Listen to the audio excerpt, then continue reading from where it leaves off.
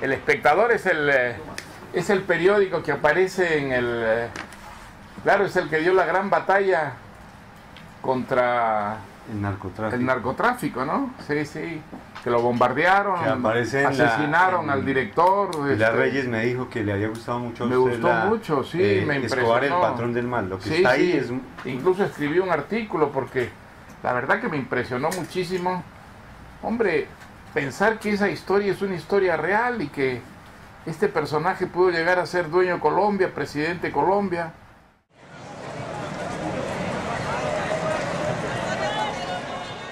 Yo la veo, digamos, yo soy bastante optimista también en ese campo, digamos, aunque creo que por desgracia todavía están allí y creo que todavía pueden hacer mucho daño. Mi impresión es que es una guerrilla que se encoge cada vez más, que ha sido muy golpeada, que va a seguir siendo muy golpeada. Yo creo que, digamos, está trabajando cada vez más en un vacío asfixiante. Esa guerrilla no tiene, digamos, ningún tipo de superioridad ya moral, que es una cosa fundamental para que una guerrilla pues tenga éxito. Nadie la ve como realmente una guerrilla con futuro, que pueda realmente transformar Colombia en una sociedad comunista. Yo creo que eso nadie cree seriamente y probablemente ni los propios guerrilleros tampoco, ¿no? Entonces, yo creo que detrás de esas conversaciones hay la búsqueda de una salida más o menos honrosa, ¿no? Personalmente tengo bastantes dudas de que esa negociación pueda tener éxito. Me parece que hay una incompatibilidad de esencia muy grande, ¿no? Ahora sí tiene, pues, y significa la rendición de la guerrilla, pues en buena hora, ¿no? Pero yo no creo, digamos, seriamente, nadie puede creer que esa guerrilla puede triunfar y resucitar, digamos, a Cuba, el modelo cubano. ¿Quién cree hoy día en el modelo cubano? El modelo cubano se nos deshace a la vista, ojos vista, busca la propia Cuba, maneras más o menos discretas de ya no ser Cuba, ¿no? Clarísimamente ese modelo está agotado, es inexistente. La mecánica de la guerrilla, de la violencia política para llegar a ese modelo ya extinto, está tan extinto como el modelo. Yo no creo que tenga ningún futuro eso. Incluso en un país como Colombia tengo la impresión que el problema ya es mucho menos político que de otra índole, ¿no? Son unos intereses creados que están allí, que utilizan un vocabulario todavía ideológico, pero que en realidad detrás de eso ya no hay nada, ¿no? Mafias, carteles, narcotráfico, ¿no? Eso es...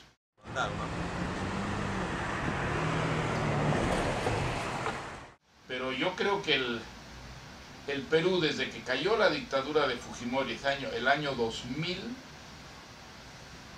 ha empezado a crecer muy rápidamente, y no solo en términos económicos, que también, pero en consensos muy amplios que antes no existían, sobre dos cosas fundamentales. La primera es la democracia. Yo creo que tanto una derecha que era muy poco democrática y una izquierda que no era nada democrática se han resignado, y algunos sectores han descubierto con entusiasmo, ¿no?, que, digamos, el marco democrático es absolutamente indispensable para por lo menos frenar la violencia y para crear una coexistencia que permita vivir sin el terror, el pánico, ¿no es cierto?, en que hemos vivido pues tantos años. ¿Y no cree que de todas maneras esa brecha entre ricos y pobres ha ido creciendo? No, en las periferias de América Latina. No, yo no creo que eso, yo creo que eso no es cierto. Que eso no es cierto. Digamos, hay claro, enormes desigualdades, pero el hecho fundamental para mí en América Latina no es ese, sino es el crecimiento de las clases medias.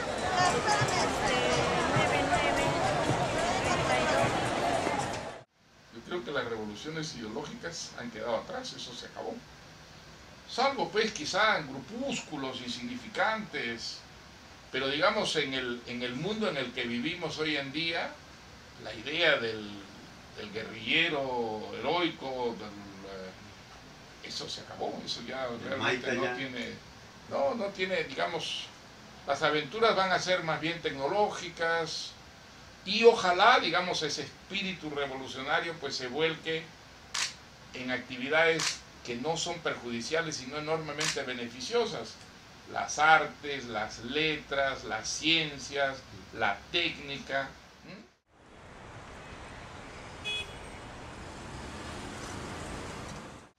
Bueno, digamos, no se puede descartar nunca el peligro de las dictaduras, no se puede descartar nunca, ¿no?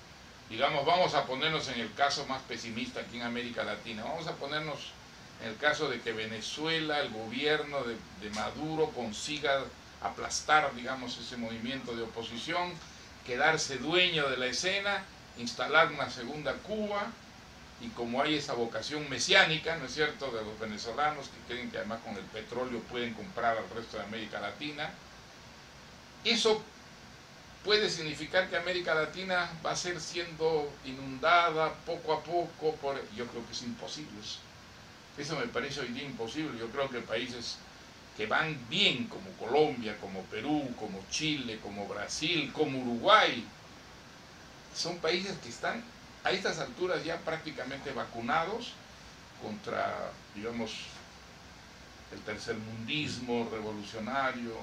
Sin embargo, para asegurarse, usted va a ir en 2 semanas a Venezuela. Bueno, voy a dar mi apoyo a los resistentes, ¿no? Porque creo que es una gesta heroica. Hombre, creo que los latinoamericanos tenemos una obligación moral, los que creemos en la democracia, sobre todo dada la conducta vergonzosa de los gobiernos democráticos, ¿no? Que en lugar de mostrar un apoyo directo a quienes están luchando por tener lo que nosotros tenemos hoy en día, actúan con neutralidad, y eso lo dijo muy claramente María Corina Machado. Esa neutralidad es complicidad, es pura complicidad por gobiernos cobardes que lo que no quieren es, digamos, excitar a sus izquierdas, a las que tienen miedo, ¿no, verdad?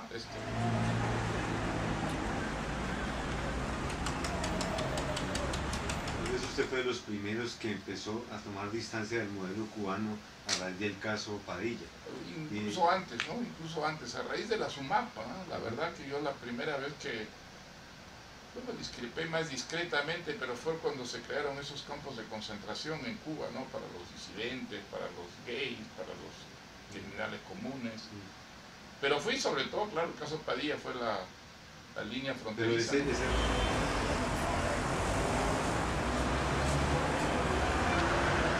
Creo que hay un ejemplo que para mí es muy interesante, por ejemplo, es el de Uruguay. Yo creo que el de Uruguay es un caso muy interesante, porque ahí no subió una izquierda moderada, subió una izquierda radical, una izquierda que fue una izquierda terrorista. Es guerrillero. Bueno, pero terrorista, digamos, ¿no? El presidente Mujica pues asaltaba bancos con metralletas, y es un régimen que ha respetado la democracia rigurosamente, que mantiene unas políticas de mercado abiertas, estimulantes para la inversión, que respeta la empresa privada, que respeta la propiedad privada. Pero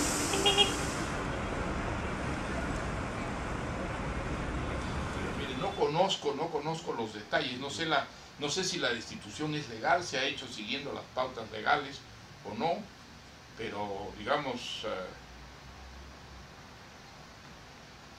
Como digamos, hecho general hoy en día, me parece que no está en la agenda lo que estaba hace 20 o 30 años en América Latina, que era elegir entre la democracia, la dictadura militar o la revolución comunista, ¿no?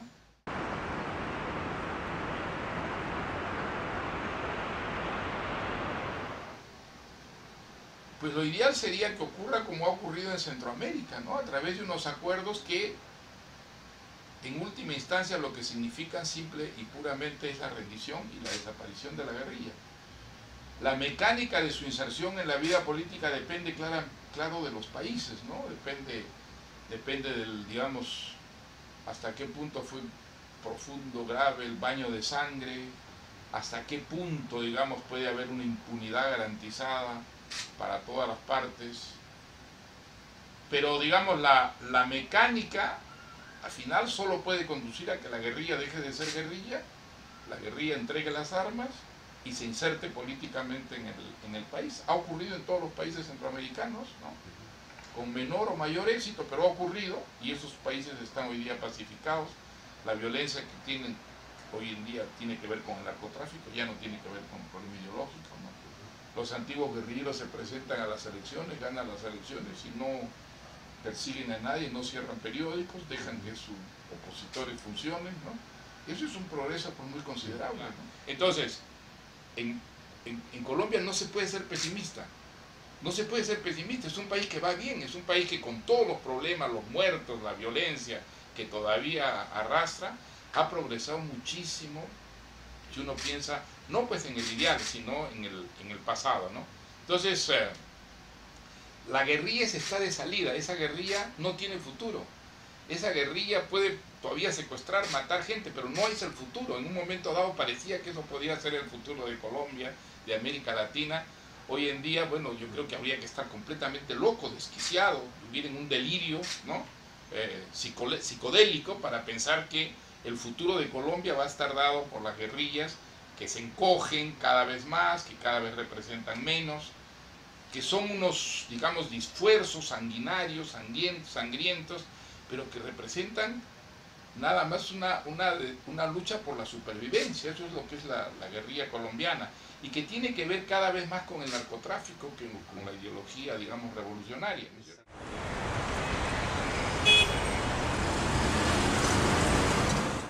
Pues legalizamos las drogas y se acabó. Hacemos lo que ha hecho Uruguay. Uruguay nos está dando un ejemplo magnífico, y ya se sabe hasta el cansancio que la pura política de represión no resuelve el problema, al contrario, lo incrementa, hace que suban los precios, los incentivos para que se multipliquen las mafias son enormes. Entonces, vamos a actuar sensatamente, vamos a legalizar las drogas, y las inmensas cantidades de dinero que se invierten en la represión, hay que invertirlas en la difusión de conocimientos para que haya, como ha ocurrido con el tabaco, como ha ocurrido con el alcohol, una disminución del mercado, políticas de rehabilitación que son indispensables, y yo creo que muchísimo más fructíferas que las políticas represivas. Afortunadamente la idea de la legalización de las drogas va avanzando, va creciendo.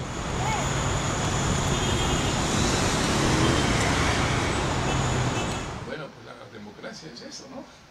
La democracia significa que los debates, las críticas no desaparecen en ningún momento, incluso en ciertos periodos se exacerban. Hombre, la democracia no es perfecta, es imperfecta, pero eso es preferible a que haya una voz única, ¿no? A que haya un monólogo, el soliloquio del déspota, del sátrapa. ¿Usted los conoce a los dos? Los conozco a los dos, sí. Yo creí que eran íntimos amigos, pero bueno, así es la vida, así es la política, ¿no?